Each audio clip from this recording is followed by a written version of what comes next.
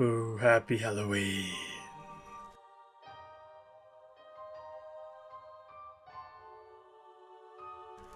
Did I scare you guys? No? Oh. I tried. I even changed my costume and everything. But that's not important. What is important is that I have for you guys 5 simple ways to, well, decorate for Halloween without spending too many resources. So cheap and easy. And just full disclaimer. Oh, I need a light source. Hold on. A quick disclaimer. This does not mean these things will make you... Oh my gosh, little piggy. Get out of the way, please. Out the way. Yeah, that works.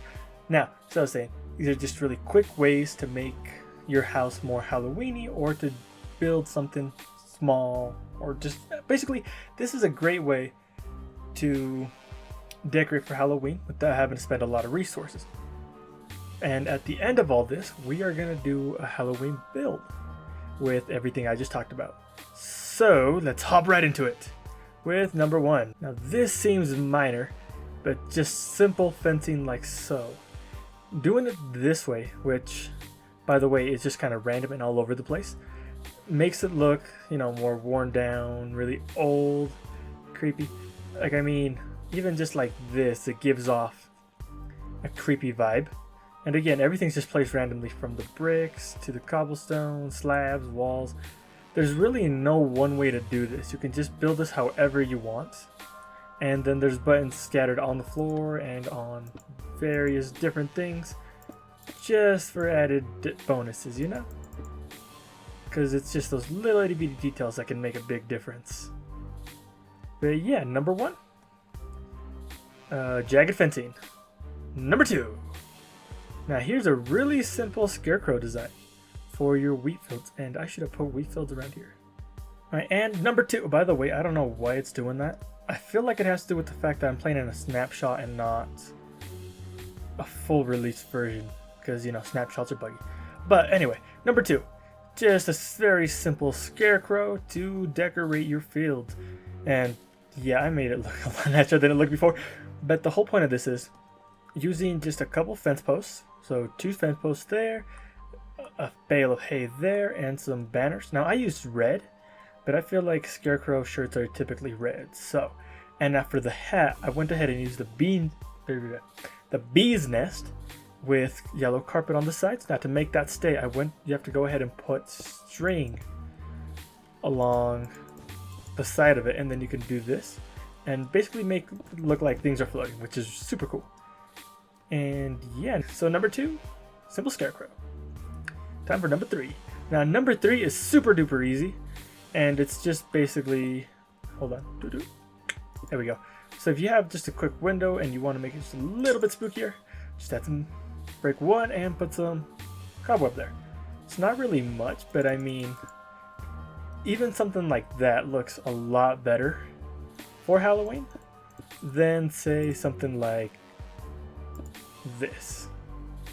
I mean, that looks decent, but again, something like this, a lot better.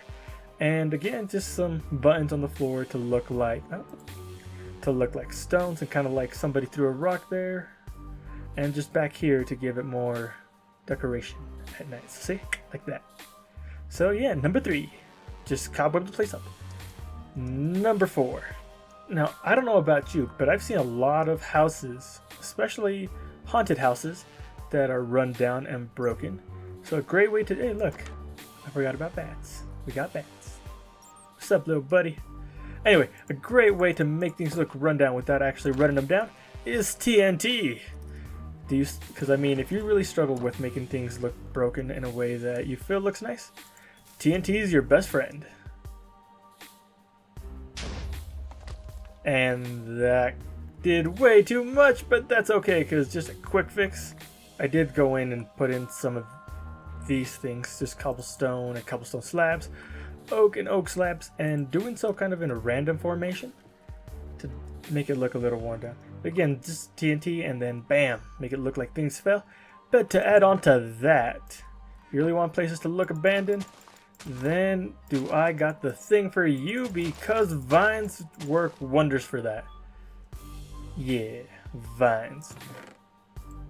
The other thing you could do that works really well, at least in my opinion, is leaves. Kind of showing things being a little overgrown. Kind of like nature's taking everything back kind of thing. As you can see, just by just a couple little greens and things change enough to the point where it looks like it's being taken over. But you don't have to stop there. You can go ahead and add hay bales. Not like that though, more like that, yeah. These, oh, I can't put those down. A couple dead shrubs, and on top of all that, you can still keep going. I mean, really, everything is up to how you want to do it. But wither roses all up in here. Look at that, just those little particle effects. You really want to spook somebody. Let's go ahead and build this up a little. Put that right there, right there, right there. And up, wrong thing. I need the torso. No, I did not mean to do that. Oh, you can really tell how prepared I was for this episode. But now, with little armor stands like so, and so, little skeleton heads, things like that, creeper heads, what have you, just look how much spookier that looks than it did otherwise. Matter of fact, let's look at it at night. Oh yeah, redstone torches really... oh, this sends chills down my spine. Just a couple redstone torches for some baby lighting, and oh, that looks gorgeous. But let's do more with redstone, because one neat little thing about redstone is that it doubles as blood. At least, I mean, not really, but it kind of looks like it. So, blood!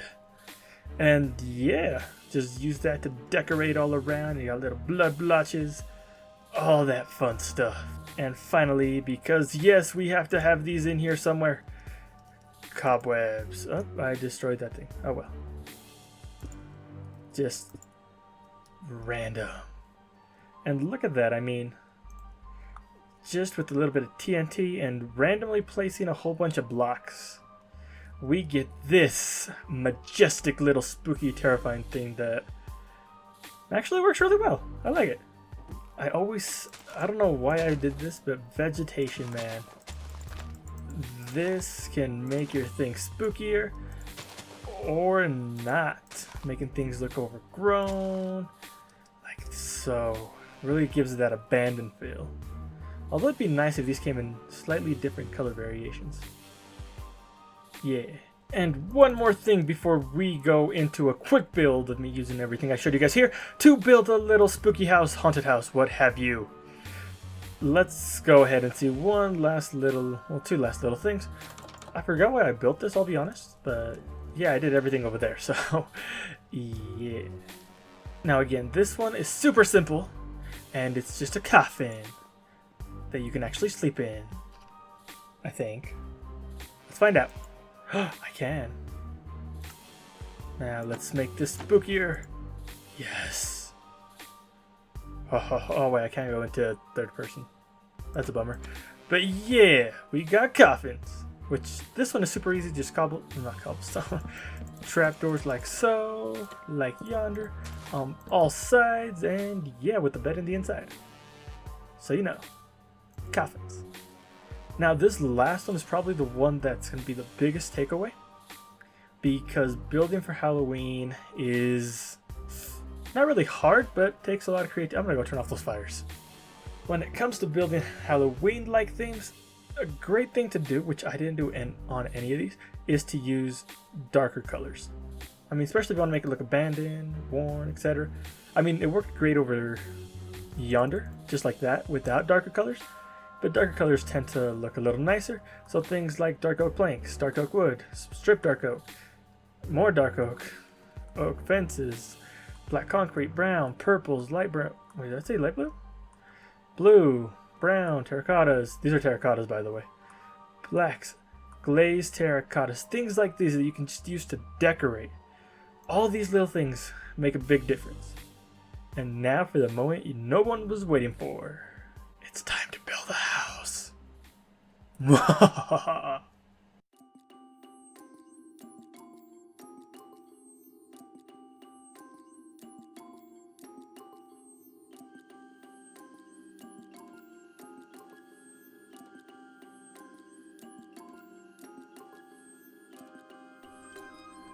Long ago, in a land you've never known, there exists a master race of builders. Their structures dotted all across the land, few of which remain today. Within that race there was a child. His name was Elkenberg. Elkenberg wasn't exactly a builder, but rather more of a necromancer. But this wasn't discovered until his later years. He had a pet horse, and it perished one day. Filled with sorrow, he went to bed. The next day, there it was. However, it was nothing but bone. Scared by what this could mean, the builders outcasted him to the one place they refused to go: the swamp.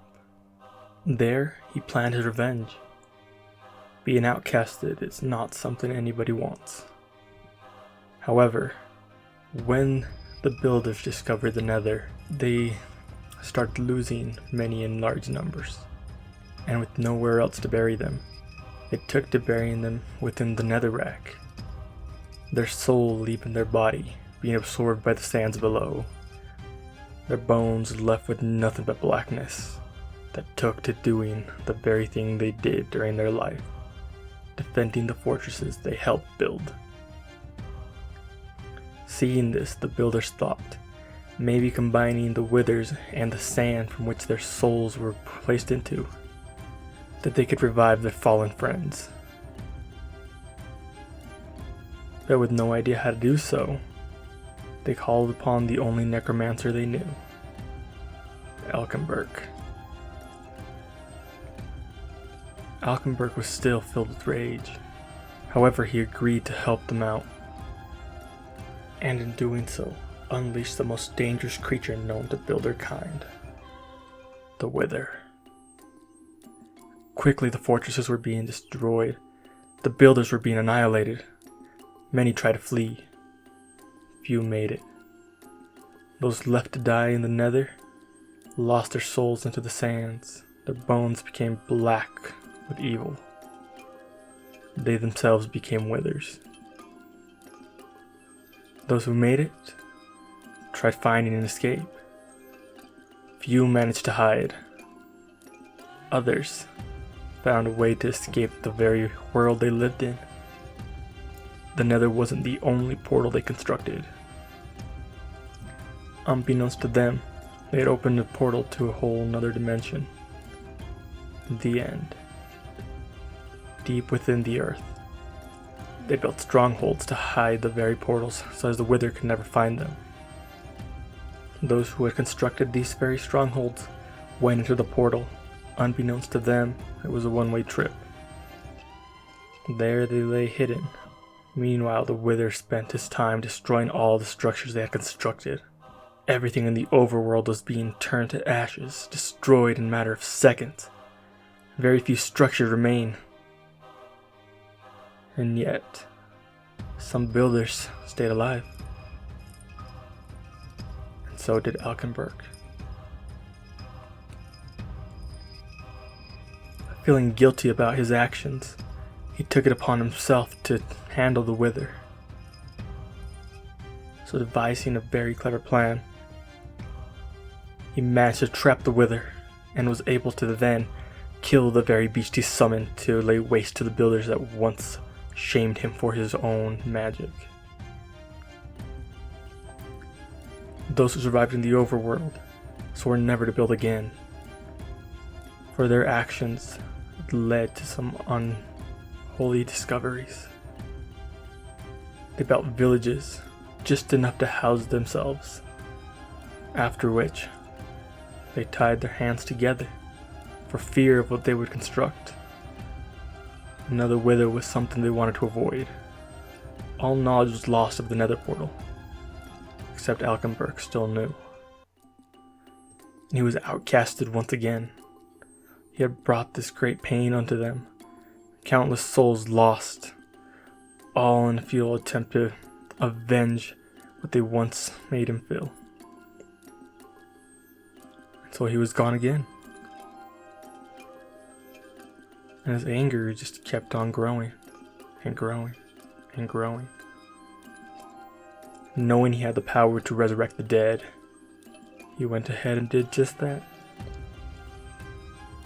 The creatures that now haunt us upon nightfall are all from his own creation. Zombies are nothing more than builders who once lived, skeletons the ones who decayed too fast. And yet, he still seeks to annihilate the rest of us, sending zombies to clear out villages, getting rid of every last builder. And even with all his efforts, there remained one. One last builder. And in his rage, he's doing everything he can to get rid of him. For if this builder finds him, he's sure to avenge the very deeds he once placed upon him. Many have claimed to see an unsightly beast upon the nightfall. Wings as dark as obsidian, speed as fast as lightning. Green eyes being the only indicator of its presence. Many believe they seek the last builders, and in turn, finally completing Alkenberg's wish. Those who shamed him filled him with rage. Now the world that we once knew is nothing but ashes. It's the story of Alkenberg the Necromancer. Where he hides, no one knows. All we know is that he's not done yet. If legends are to be believed, the last builder will do away with him, finally setting our world free. Until that triumphant moment, we hide as the sun falls, for the rise of moonlight awakens the very demons we seek to hide from. Our doors being the only thing to protect us, until they get broken down.